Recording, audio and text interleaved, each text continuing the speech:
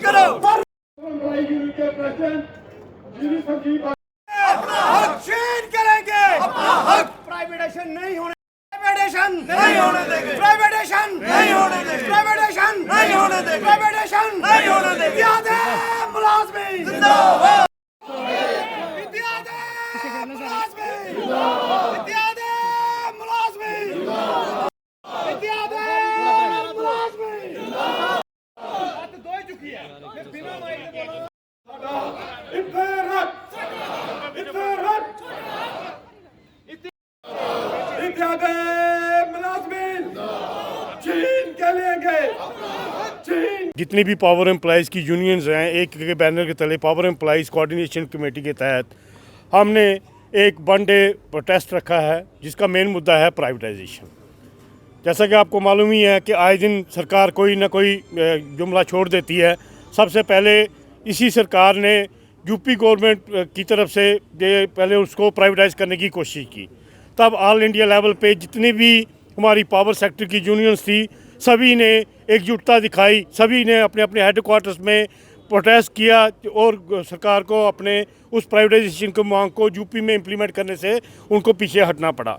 उसके बाद इन्होंने जितनी भी भारत की ड्यूटीज़ हैं वहाँ पे कोशिश की कि द्वारा इसको प्राइवेटाइजेशन ऑफ पावर सिस्टम को इम्प्लीमेंट किया जाए।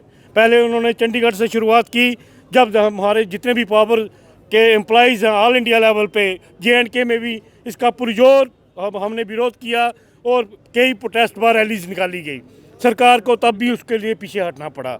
लेकिन अभी जो नया बजट आया है उसके तहत ये देखा गया है कि इन्होंने ऑल इंडिया लेवल पे दोबारा प्राइवेटाइजेशन करने की पावर सेक्टर को दोबारा उसमें अपनी मंशा जाहिर की है। हमारी JNK की जितनी भी पावर यूनियंस थी, सभी ने इकट्ठे हुए। आज वैसे तो हम डिफरेंट लड़ाई जिस पावर एम्प्लॉइज़ यूनियन की तरफ से पहले भी लड़ते आए हैं, इस बार जितनी भी यूनियंस हैं एक प्लेटफॉर्म पे इकट्ठी होके अब इस हमने ये लड़ाई पुरजोर उठाने की कोशिश करी है और इसको हम तब तक जारी रखेंगे जब तक सरकार ये नहीं मानेगी कि प्राइवेटाइजेशन नहीं होनी चाहिए। मैं आम जनता को आपके माध्यम से ये बताना चाहता हूँ कि प्राइवेटाइजेशन से आपका क्या होगा। सबसे पहले आपका जो बिजली का खर्चा है वो ऑलमोस्ट समझो कि 10 गुना बढ़ जाएगा। दूसरी बात, जितने भी एम्प्लॉइज़ हैं उनकी कोई सेफ्टी नहीं होगी, उनको ज़्यादा बेनिफिट एम्बॉलमेंट्स में बेनिफिट नहीं होगा। जैसा कि आपने देखा है कोविड-19 के दौरान आपके प्राइवेट सेक्टर के जितने भी हॉस्पिटल थे वो क्यों बंद हो गए? जब उन्होंने देखा कि हमें इस वक्त इलाज करने में घाटा पड़ रहा है, जब कुछ कर रहा है, उन्होंने सभी अदारे अपने बंद कर दिए।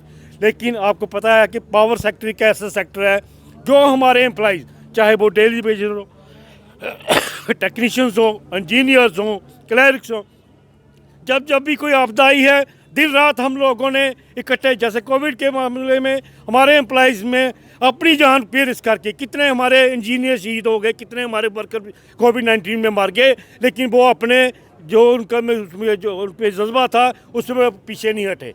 तो मैं इसलिए लिहाजा आपके माध्यम से यही सरकार को बताना चाहता हूँ कि कोऑर्डिनेशन एम्प्लॉइज़ यूनियन के बैनर तले हमारे पावर की जितने भी लोग हैं, छोटे मुलाजिम से लेके चीफ इंजीनियर तक, सभी इकट्ठे हैं और आपको जो संदेश देना चाहते हैं कि प्राइवेटाइजेशन का मुद्दा वापस लीजिए, नहीं तो ये लड़ाई और आगे बढ़ेगी, जारी रहेगी। जय हिंद, जय भारत।